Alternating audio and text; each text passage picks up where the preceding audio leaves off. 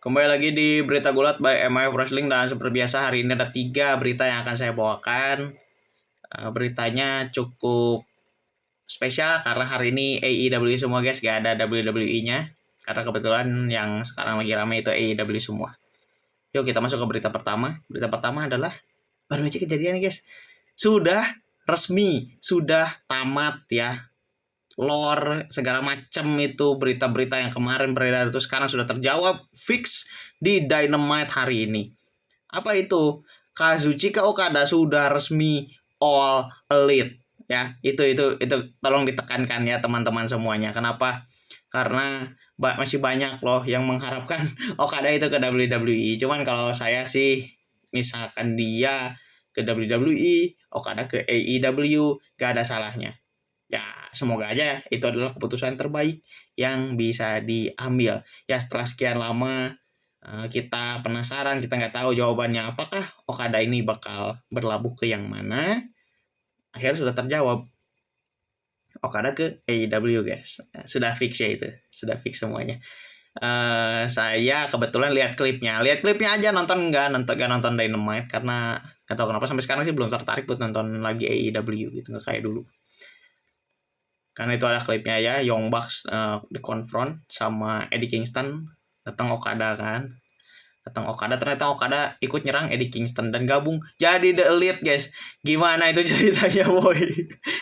Kan Hangman di suspend, tapi katanya sih kemarin beritanya itu Hangman di suspend itu karena ada personal issue, jadi dia mutusin buat rehat dulu gitu, katanya sih kayak gitu. Kalau Kenny Omega dia dipecat, tapi cerita sebenarnya adalah Kenny Omega ini dia sakit divertikulitis dan harus absen sampai waktu yang belum ditentukan. Nah, sehingga buat ngisi slot ketiganya siapa nih The Elite nih, ya udah masukin lah Okada gitu. Kurang lebih kayak gitu sih simpelnya gitu.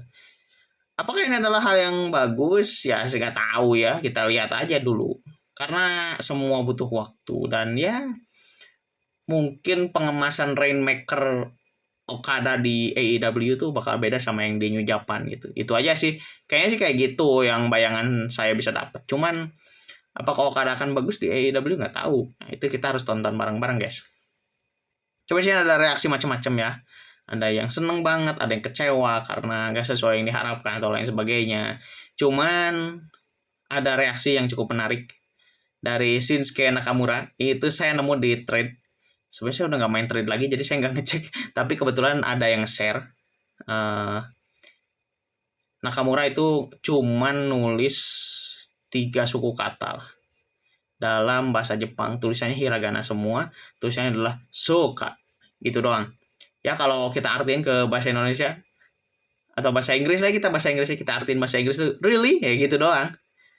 Kayak gitu doang. Cuman ya lagi-lagi kan Nakamura juga pasti menyupport temennya gitu. Gitu sih.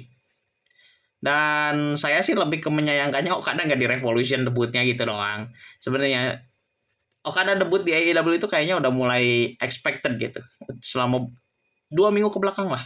Itu cukup expected untuk AEW. Cuman kalau saya sih masih pengennya itu ngarepin di Revolution kemarin. Karena itu adalah momentum yang tepat gitu untuk memasukkan debutan. Tapi sayangnya dimasukkan di Dynamite dan mungkin ada plan lain nih yang mau dimasukin karena masukin di Dynamite gitu. Entah mungkin biar nggak kehalang sama momen yang lain atau gimana, nggak tahu. Nah, tapi kita sambung ke berita kedua, itu ternyata ada drama baru lagi di AEW. Dramanya ada 2. Nah, ini sebenarnya beritanya jadi cuma 2. Kalau misalkan kayak gini, cuma karena beritanya 3, kenapa? Karena memang berbeda konteksnya. Jadi yang pertama itu adalah tentang pensiunnya Sting. Ya, teman-teman udah tahu lah ya pensiunnya Sting seperti apa, pertandingannya seperti apa. Saya nonton dan itu bagus banget, keren. Ya, saya nonton Revolution, nonton itu doang BTW. Jadi ya kalian tidak perlu inilah heran-heran gitu. Saya nonton Revolution tapi nonton match itu doang. Dan emang bagus. Saya nonton, saya lihat tuh emang ada banyak adegan berbahaya. Adegan berbahayanya apa?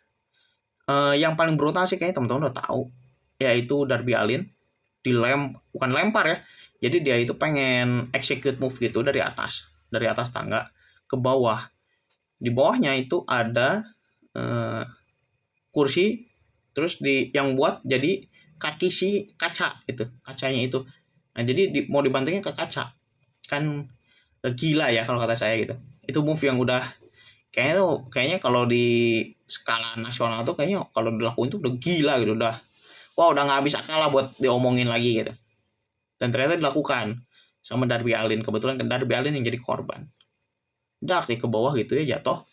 Ini katanya menimbulkan beberapa perdebatan dikarenakan ada beberapa penonton yang di bangku depan ya, spesifik bangku depan itu katanya kena serpihan kacanya. Ya, ini sih saya nggak tahu ya tindakan dari AEW kayak gimana. Cuman katanya ada tindakan itu jadi kayak dalam tanda kutip AEW ini lepas tanggung jawab. Lepas tanggung jawabnya gimana? Jadi sudah dituliskan harap berhati-hati ketika nonton di bangku depan. Karena mungkin ada beberapa adegan yang membahayakan penonton gitu. Dan juga membahayakan performernya, sehingga segala bentuk kecelakaan, cedera dan lain sebagainya itu ditanggung oleh penonton sendiri. Ya saya nggak tahu sih ini bener apa enggak gitu. Saya soalnya nggak nemu yang ininya loh.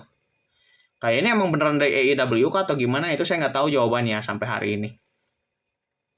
Cuman kalau misalkan bener ada yang cedera, itu harus ditangani langsung sih sama AEW-nya.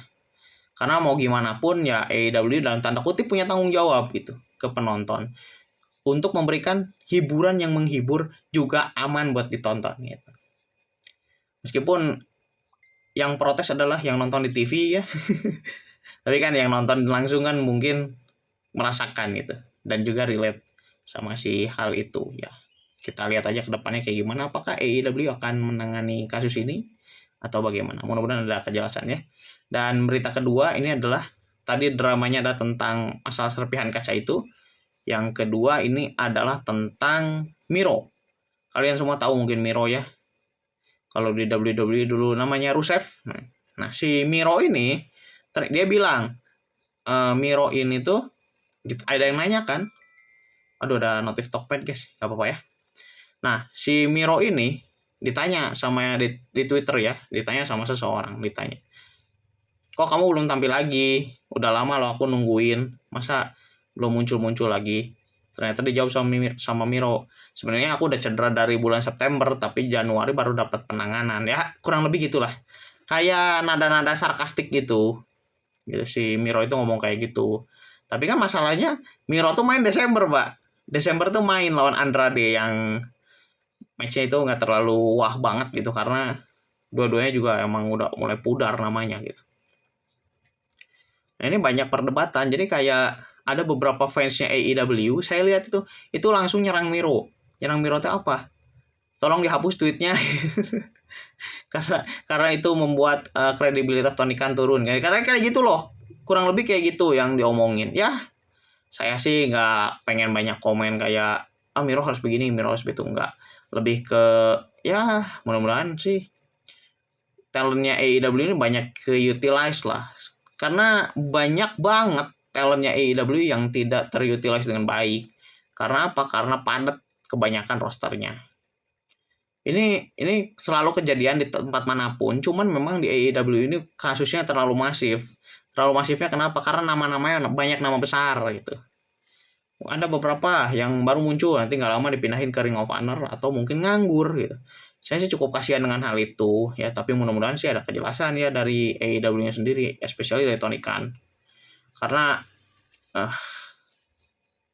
cultnya Tony Khan itu agak mematikan kalau kata saya. Tony Khan ini beberapa kali kayak meltdown di Twitter karena ulahnya sendiri kalau kata saya. Dan nggak tahu sekarang kayak gimana. Mudah-mudahan sih ada jawaban ya. Karena kalau misalkan bener ada pegulat yang bekerja di bawah tekanan cedera, itu bisa dituntutnya itu wah nggak beres-beres lah. Kayak si Empang dulu kan sempet kan dapat nuntut WWE, nuntutnya sih nuntut dokternya doang memang dan temennya dia gitu, nuntutnya kurang lebih kayak gitu. Tapi kan ujung-ujungnya jadi merembet ke WWE dan panjang. Dan si Empang aja baru balik diterima itu di 2023 kan, kebetulan dengan diputusnya kontraknya di AEW gitu. Nah, sekarang pertanyaannya apakah AEW akan melakukan hal-hal seperti itu? Mencederai pegulatnya, dalam tanda kutip pegulatnya udah cedera tapi dipaksa buat main. Sama yang urusan tadi yang sebelumnya, yang di berita sebelumnya, yaitu soal underutilized talent dan juga keamanan buat penonton. Nah, ini adalah PR besar buat AEW yang mudah-mudahan sih bisa diperbaiki. Karena memang kalau misalkan gak diperbaiki terus, saya sih khawatir itu. AEW maka bakal semakin tidak sebagus yang sudah-sudah, yang biasa ditonton sebelumnya, itu menjadi tidak menarik lagi. Saya nggak peduli ya dengan komentar ratings don't matter atau apalah, just enjoy wrestling atau apa. Ini sih soal produksi ya, karena produksi itu pasti bakal melibatkan rating dan lain sebagainya. Sederhananya sih kayak gitu. Karena ya gimana mau dapet revenue dari iklan dan lain sebagainya gitu. Ya intinya sih AEW ini perusahaan udah skala besar lah, jadi nggak bisa kalau sekadar ngandelin duit modal di awal doang. Buat saya sih kayak gitu ya. Nah, ini harusnya udah very clear sih apa yang saya sampaikan tentang AEW gitu. Karena nanti pasti ada yang dislike lagi tapi nggak ngasih komen guys. Coba dong ya teman-teman, kalau misalkan ada kritik saran itu langsung dituliskan komentar. Jadi nanti saya langsung baca, langsung lihat. Oh kayak gini komennya. Oh begini. Saya respon gitu. Jadi kalau misalkan teman-teman komennya juga kayak ada berita, ada waktu saya awal-awal bikin berita itu kan ada yang komen juga tuh komen. Oh ternyata Sasha Banks itu namanya udah ganti ya. Iya, saya jelasin lah, ya udah ganti, udah begini, saya jelaskan kayak gitu. Nah teman-teman juga saya harapnya kalau misalkan ada berita seperti ini, ya saya sih emang selalu ngomong like dan share jika bermanfaat. Kalau tidak suka silahkan dislike. Tapi ya masa dislike doang nggak ada komennya? Komen dong. Ya jangan lupa subscribe juga nih biar nggak ketinggalan update-update berita gulat dan lain sebagainya. Itu aja dulu dari saya. Semoga kita bisa bertemu kembali di video berikutnya. Sekian.